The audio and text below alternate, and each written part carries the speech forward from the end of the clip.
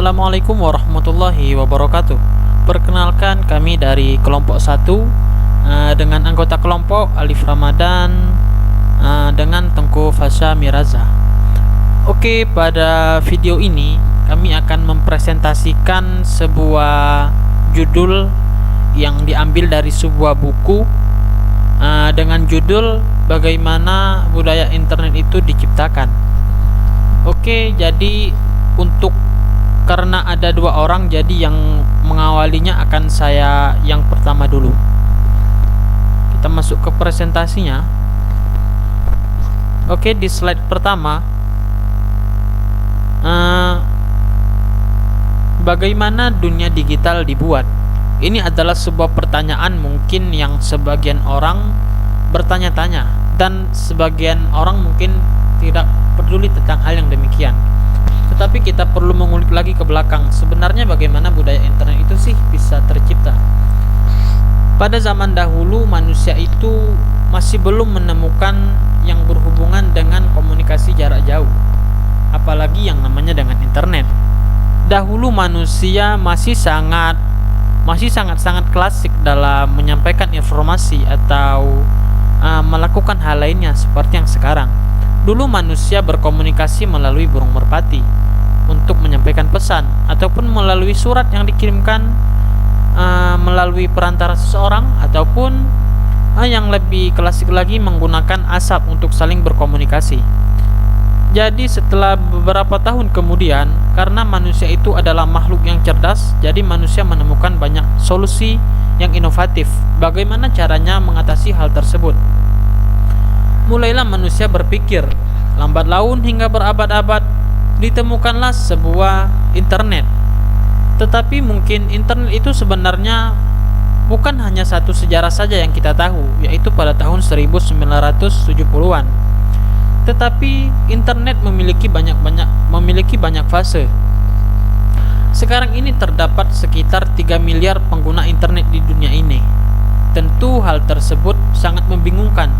Bagaimana caranya internet yang hebat itu bisa terjadi? Bagaimana hal ajaib yang kita bisa berkomunikasi melalui telepon seluler, bisa berkomunikasi melalui video call, dan bisa siaran secara langsung, padahal orangnya sangat jauh antara orang yang satu dengan orang yang lainnya. Hal itu mungkin sangat menakjubkan. Tetapi kita terlebih dahulu harus tahu bagaimana sih sebenarnya digital itu sebenarnya tercipta. Sejarah internet yang aneh. Mungkin Anda berpikir, mengapa saya meletakkan sejarah internet yang aneh? Sebenarnya ini dari bukunya, sesuai dengan judul yang ada di buku. Jadi ditulis itu sejarah internet yang aneh. Jadi dalam buku itu dikatakan, dan buku itu juga telah melakukan telah melakukan penelitian, makanya tercipta sebuah buku. Jadi internet itu sebenarnya memang sesuatu yang sudah keluar dari jalur tujuannya. Awal mulanya internet itu diciptakan pada tahun 1970-an seperti yang kita tahu. Dan yang tujuan pertama internet diciptakan itu sebenarnya bukan untuk komunikasi antara orang satu dengan orang lainnya atau komunikasi di publik. Tetapi yang pertama itu sebenarnya internet dilakukan untuk komunikasi antara militer dengan anggotanya, ataupun ilmuwan dengan militer, dan sebagainya. Sebenarnya internet bukanlah nama awal dari internet itu sendiri. Nama sebelumnya yaitu adalah ARPANET, sebelum muncul nama internet. Jadi yang menciptakan ARPANET itu adalah sekelompok militer dari Amerika Serikat. Oke, mungkin sebelum kita jauh ke situ lagi, kita perlu membahas fase-fase sebelumnya. Mungkin yang kita tahu cuma itu, bahwa internet itu diciptakan pada era 1970-an sampai sekarang tanpa melalui fase-fase yang berkelanjutan. Tetapi tidak, ternyata internet memiliki banyak fase yang berbeda-beda untuk setiap tahunnya. Yang pertama itu, ini kita geser slide dulu. Ini dia fase-fase perkembangan internet. Yang pertama yaitu internet militer atau akademik. Ini dia yang saya sebutkan tadi dan yang semua kita tahu, yaitu pada tahun 1970-an hingga 180-an. Internet militer ini adalah cikal bakal ditemukannya internet, yaitu sebelum nama internet yaitu ARPANET. Jadi disinilah pertama sekali internet itu ditemukan. Untuk pertamanya yaitu komunikasi antar militer dan para akademisi saja. Mereka berkomunikasi secara rahasia karena ARPANET atau internet saat itu adalah komunikasi yang sangat efektif. Jadi orang lain tidak mengetahui apa yang sedang mereka komunikasikan atau mereka perbincangkan. Kemudian beralih fase lagi kepada fase yang kedua, yaitu internet ilmiah atau akademik. Di sini internetnya dari militer tadi sudah masuk ke dalam ranah akademik, ke universitas. Tentu kita bertanya bagaimana hal tersebut bisa terjadi. Dan militer, karena ada kerjasamanya antara universitas dengan militer, makanya universitas ini bisa mendapatkan apa yang dinamakan dengan internet itu. Pertama, internet setelah dari akademik tadi muncullah ke ranah mahasiswa atau akademisi lainnya. Masuk fase yang ketiga pada awal 90-an. Ini mulai masuk internet tandingan avant-garde. Kemudian pada fase keempat yaitu internet publik yang baru muncul. Di sini internet sudah mulai berkembang dari yang tadinya mahasiswa mulai jatuh ke ranah publik. Kemudian yang terakhir yaitu internet komersial di akhir 90-an. Di sini sekitar internet mulai berkembang sekitar 60% hingga saat ini, yaitu pada fase internet yang dijinakkan yaitu sekitar tahun 2000-an. Jadi dari fase tadi, inilah mengapa internet itu disebut sangat aneh. Karena internet itu sebenarnya sudah jauh atau sudah keluar dari jalur tujuan awalnya.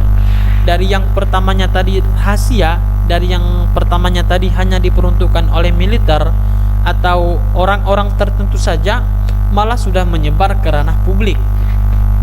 Inilah mengapa internet ini sudah keluar atau sudah offside dari tujuan yang seharusnya.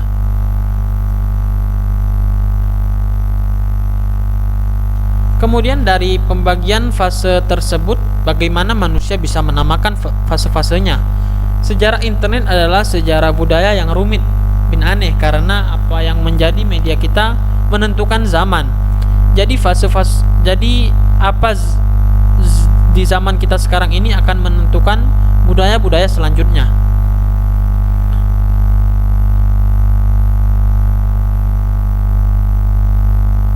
Kita next slide.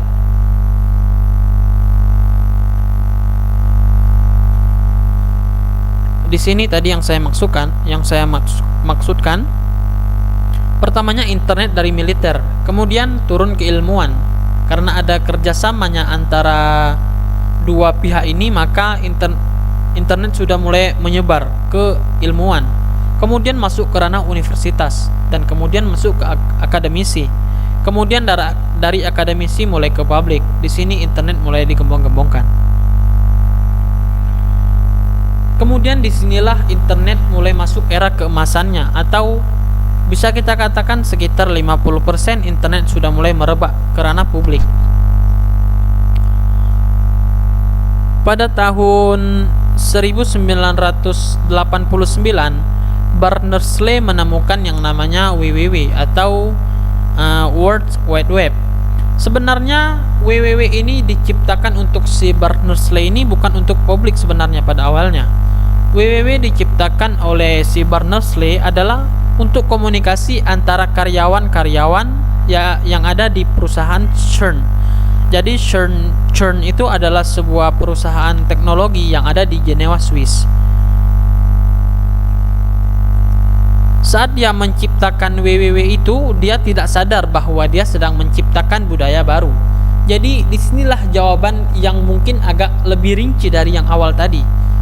Jadi manusia itu perlahan-lahan mulai berkomunikasi melalui internet.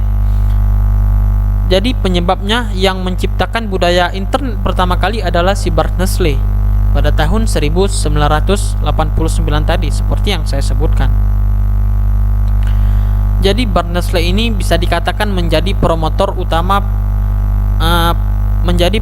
yang paling utama dari gagasan bahwa internet sebenarnya harus ada di seluruh dunia, bahwa dia berpandangan bahwa semua orang itu berhak menikmati internet, bukan hanya pihak-pihak tertentu saja seperti militer, ilmuwan, ranah akademisi, universitas, mahasiswa, dan lain sebagainya. Kemudian dari www inilah mulai berkembang perlahan-perlahan. Pertama muncullah yang namanya web browser pertama dari si World Web ini, yaitu yang pertama adalah Mosaic. Ini web browser pertama. Kemudian disusul lagi pada beberapa tahun kemudian yaitu Netscape. Jadi kelebihannya Netscape ini lebih ramah pengguna atau friendly daripada Mosaic. Dari cikal bakal kedua ini muncullah lagi yang namanya Internet Explorer. Mungkin ini beberapa tahun terakhir sudah tidak digunakan lagi. Dari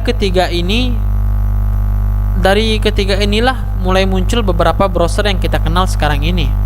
Jadi yang browser 3 tadi merupakan buyut dari browser yang sangat populer pada saat ini yang sering kita gunakan, seperti Chrome, Mozilla Firefox, Opera browser, dan yang lain sebagainya. Kita lanjut. Kemudian di tahun-tahun selanjutnya mulailah internet sudah mulai berpandangan lain lagi, apalagi dengan perusahaan yang sudah banyak menggunakan internet.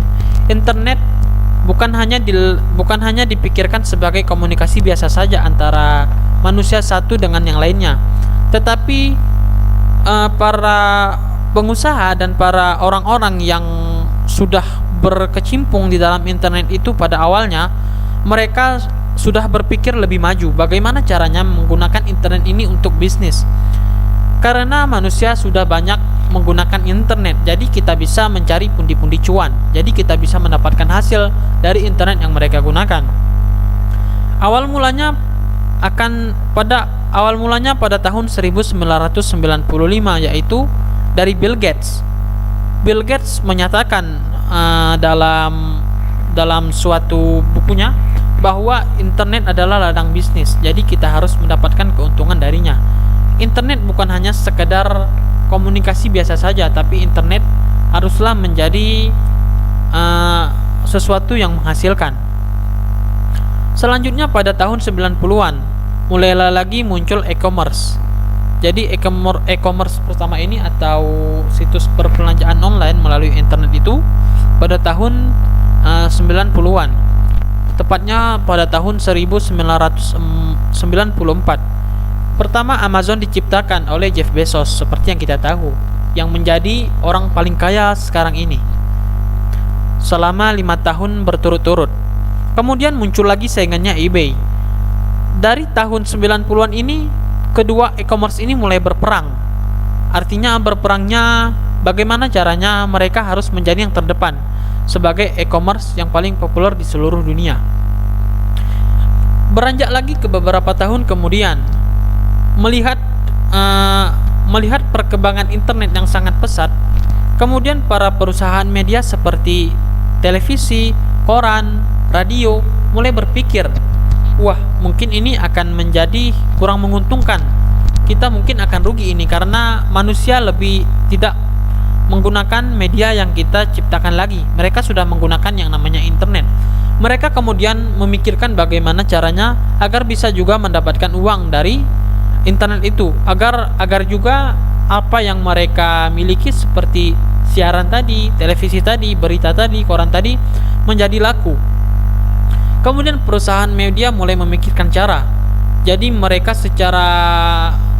berpandangan bahwa internet itu berita mereka harus dimasukkan ke dalam internet agar mereka bisa mendapatkan penghasilan yang lebih. Kemudian muncul lagi tanggapan dari beberapa orang dari pengguna internet itu, bahwa mereka tidak mau kalau internet mereka itu dikontrol oleh perusahaan media ini tadi.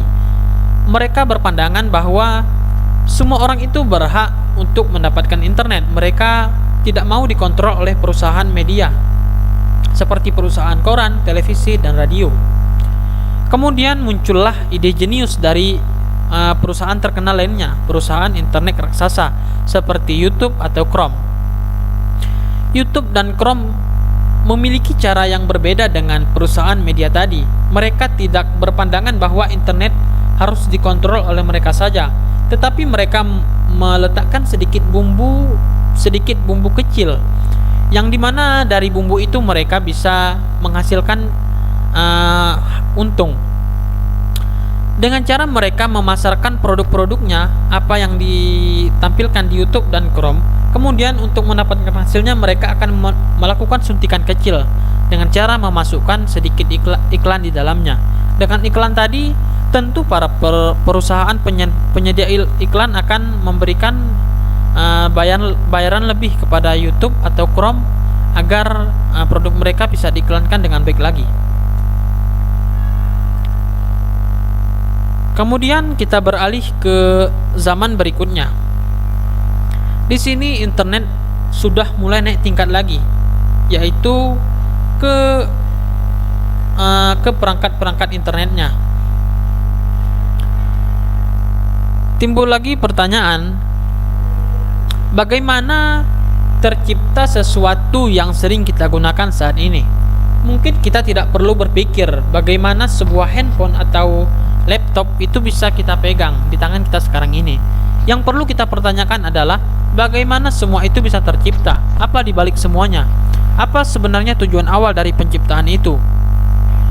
Dan siapa saja yang dibaliknya yang bisa menciptakan ide yang sangat cemerlang itu, bisa menciptakan perangkat yang sangat ajaib, yang bisa memberikan solusi yang sangat mudah bagi manusia.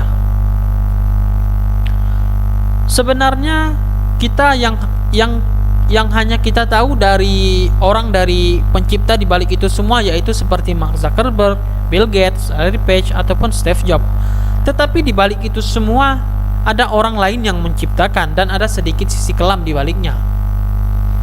Sebenarnya komputer atau laptop itu jauh dari kata nyaman pada awal-awal penciptaannya. Komputer pada awal pembuatannya adalah mungkin bisa dikatakan sangat mengerikan. Sebenarnya tidak sampai mengerikan, karena pada zaman itu komputer ini kan dia baru pertama-pertama, jadi untuk pembuatannya itu menggunakan tenaga manusia, bukan menggunakan tenaga robot atau tenaga artificial intelligence yang kita lakukan seperti yang kita lihat sekarang ini. Manusia zaman dulu saat pertama-pertama mengembangkan teknologinya yang berkaitan dengan internet ini adalah sangat membahayakan. Mereka dibayar dengan upah yang kecil, tetapi mereka melakukan pekerjaan yang sangat melebihi waktu mereka. Jadi itu tidak sebanding dengan apa yang mereka dapatkan. Para pekerja-pekerja ini kemudian kurang diperhatikan. Mereka kurang mendapatkan alat pelindung yang memadai. Akibatnya mereka mengalami beberapa penyakit yang sangat mengerikan, dan yang lebih parahnya mereka bisa mengalami kebutaan karena sinar dan alat-alat kimia yang terdapat di dalam internet itu sendiri. Seperti misalnya di Cina atau Bangladesh, pada perusahaan komputer itu mereka bunuh diri dan terbakar di suatu gudang komputer yang sedang mereka kerjakan. Tiba-tiba pabrik komputer itu terbakar dan mereka terperangkap dalamnya dan beberapa orang meninggal. Karena hal insiden tersebut, media dan beberapa orang lainnya seperti ataupun publik tidak acuh dengan hal tersebut. Mereka kurang perhatian dengan para pekerja-pekerja yang berjasa menciptakan teknologi itu. Mereka kurang mendapatkan perhatian. Mungkin yang kita hanya tahu bahwa mereka senang-senang saja, seperti membuat teknologi video game yang sangat senang. Tetapi pada awalnya tidak. Itu jauh dari ekspektasi apa yang kita bayangkan saat sekarang ini. Jadi itulah tadi apa sebenarnya yang menjadi hal kelam, bahwa para pekerja-pekerja itu pada awalnya tidak diperhatikan dengan layak. Mereka dibayar dengan upah minimum dan kerja mereka sangat berat. Mungkin hanya itu yang bisa saya dapat sampaikan dan akan disambung oleh teman saya Tengku Fasa Miraza. Assalamualaikum warahmatullahi wabarakatuh. Perkenalkan, nama saya Tengku Fasa Miraza. Hari ini saya akan menyambung dari presentasi dari Alif Ramadan. Sekali lagi, kritikus menanggapi jawabannya cukup sederhana. Mengingat pilihan kelaparan tanpa pekerjaan atau mengambil pekerjaan yang buruk, siapapun yang membutuhkan akan memilih pekerjaan yang buruk. Kesenjangan antar negara saja mengungkapkan bahwa tidak ada yang wajar atau tak terelakkan tentang tingkat ketidaksetaraan ini.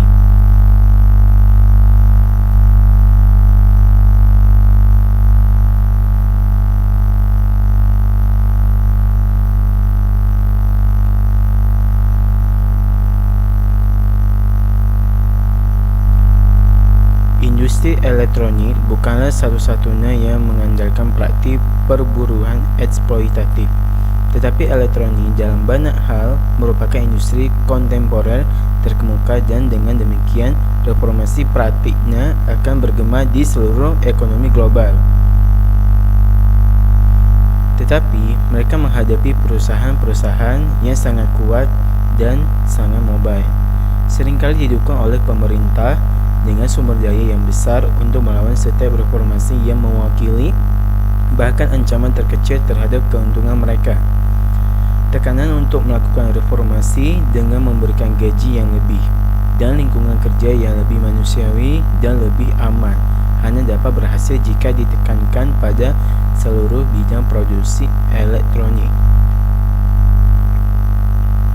Menghasilkan melalui pengonsumsi, prosumer, dan identitas kreatif interaktif.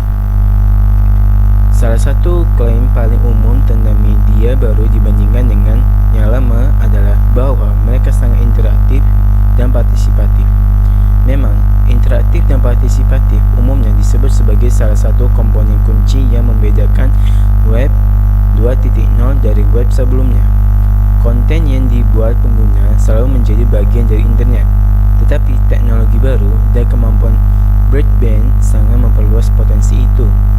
Video yang diunggah pengguna AirPods untuk outlet media besar seperti jaringan berita kabel, ribuan ulasan produk online, dan sejumlah konten buatan konsumen lainnya mewakili apa yang dilihat sebagian orang sebagai konten budaya yang jauh lebih demokratis. Tidak diragukan lagi, budaya digital menawarkan bentuk interaksi baru yang menarik. Oleh awam biasa menjadi ilmuwan atau cendekiawan yang berpartisipasi dalam projek penelitian crowdsource.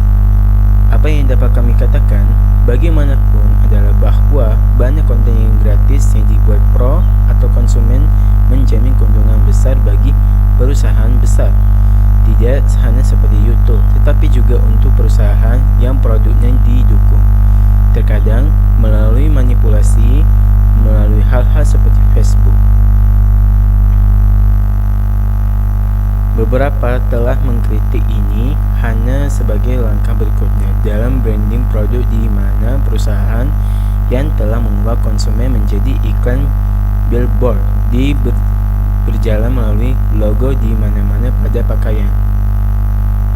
Sekarang melangkah lebih jauh dengan mengubahnya menjadi tenaga kerja yang tidak dibayar dari produsen konten. Tidak ada yang menangkut bahwa ada sesuatu yang cukup memberdayakan dalam mengunggah materi budaya ciptaan sendiri ke web. Perusahaan raksasa tradisional yang memproduksi budaya telah bergerak cepat untuk menggabungkan dan mengambil untung dari konten yang dibuat pengguna. Yang terpenting adalah kunci untuk mengenali bahwa bentuk-bentuk budaya alternatif yang baru selalu berhadapan dengan monopoli produksi budaya yang sudah ada dan didanai dengan sangat baik. Lapangan permainan yang jauh lebih seimbang memang merupakan potensi dalam kemampuan net, tetapi merupakan potensi yang belum terpenuhi yang akan membutuhkan tindakan sosial kolektif, bukan hanya keberuntungan individu untuk diciptakan. Ruang bersih atau Glyphosate Mills, produksi racun, sampah dan keadilan lingkungan. Mungkin kebohongan terbesar yang diceritakan tentang industri elektronik adalah bahawa ini adalah bisnis bersih. Bukan kebetulan bahawa sebahagian besar lokasi produksi elektronik utama adalah salah satu tempat yang paling tercemar di planet ini. Dengan perangkat digital yang sekarang melebihi jumlah manusia di planet ini, situasinya semakin memburuk. Komputer, monitor, konsol game, ponsel, printer, kabel, dan sebagian besar perangkat elektronik dan periferal lainnya mengandung sejumlah besar unsur beracun, seringkali karsinogenik. Kasus salah satu mineral ini sebanding dengan kontroversi di Afrika Selatan, dengan perang genosida di Kongo seputar penambangan kolonial. Kurang dari 15% dari limbah tersebut didaur ulang dan sebagian besar yang didaur ulang tidak dilakukan secara memadai dalam hal penanganan bahan beracun atau lokasi tempat pembuangan. Bisa dilihat di gambar ada teknologi tinggi buatan tangan. Seperti semua aspek budaya digital lainnya, masalah limbah elektronik bergeser dengan perubahan dalam desain dan pemasaran digital. Semakin memainkan peran positif dalam memperluas aksesnya ke populasi yang sebelumnya dirampas secara digital. Penyebaran smartphone di seluruh dunia mengancam untuk meningkatkan masalah limbah elektronik secara eksponensial. Misalnya, selama beberapa tahun mendaur ulang kaca dari monitor komputer dan perangkat TV cukup menguntungkan untuk menjadi bisnis yang layak. Namun, kedatangan LCD, plasma dan teknologi layar datar lainnya menghancurkan medan daur ulang tertentu, sehingga banyak mantan pendaur ulang sekarang secara ilegal memotifi lama mereka yang beracun. Penggunaan kembali perangkat dengan menyusahkannya ke pengguna yang kurang beruntung telah berkembang selama bertahun-tahun. Tetapi penggunaan kembali adalah berkah campuran bagi lingkungan karena perangkat yang lebih tua yang dikirim ke negara-negara yang berkurang berteknologi maju atau daerah-daerah yang lebih miskin di negara-negara maju umumnya lebih beracun daripada yang lebih baru yang saat ini digunakan di kalangan konsumen lebih kaya. Seperti halnya polusi dunia, beban limbah elektronik jatuh pada negara yang kurang berkembang, sementara sebagian besar limbah dihasilkan dari penggunaan di negara berkembang, terutama Amerika Utara, Jepang, dan Eropah. Sebagian besar pekerja yang terancam oleh e-waste di seluruh dunia adalah kaum miskin, perempuan, dan orang kulit berwarna, karena mereka melakukan sebagian besar perakitan beracun dan karena sebagainya dicatat. Sebagian besar e-waste diekspor dari negara-negara berkembang, dunia OPEC dan di Global South, di mana pelindung untuk disassemble sebagian besar tidak ada. Sebagian besar limbah beracun dari perangkat elektronik berakhir dengan pencucian ke tanah, udara dan air di bagian termiskin di Afrika, India, China, dan bagian lain dari dunia yang kurang industri.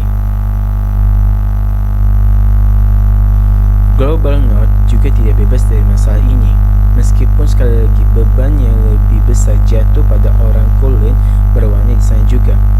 Beberapa pekerjaan pembongkaran di Amerika Serikat dilakukan di bawah kondisi yang sangat tidak terlindungi oleh tenaga kerja penjara yang dibayar secara cuma-cuma atau nominal. Angkatan kerja secara tidak proporsional, bukan kulit putih, karena ketidakadilan rasial yang mendalam dalam sistem ekonomi dan peradilan Amerika. dilipat gandakan dengan situs game online multi pengguna, game konsol dan seluruh web, dan kita berbicara tentang peningkatan besar dalam jumlah energi yang mencemari secara langsung dan tidak langsung yang digunakan di dunia yang sangat terancam oleh perubahan iklim global. Banyak orang mulai dari insinyur hingga seniman hingga aktivitas mengerjakan masalah ini. Seniman telah membawa perhatian pada masalah dalam berbagai cara. Dari karya seni yang dibuat dari bagian komputer daur ulang hingga seni pembersihan estetika yang secara kreatif memulihkan lingkungan yang rusak oleh limbah elektronik. Pengguna komponen elektronik daur ulang oleh seniman seperti Marion Martinez dapat meningkatkan kesadaran akan masalah limbah elektronik dan menarankan perlunya solusi kreatif. Sekian presentasi yang kami sampaikan. Apabila ada kesalahan, kami mohon maaf. Kami akhiri. Assalamualaikum warahmatullahi wabarakatuh.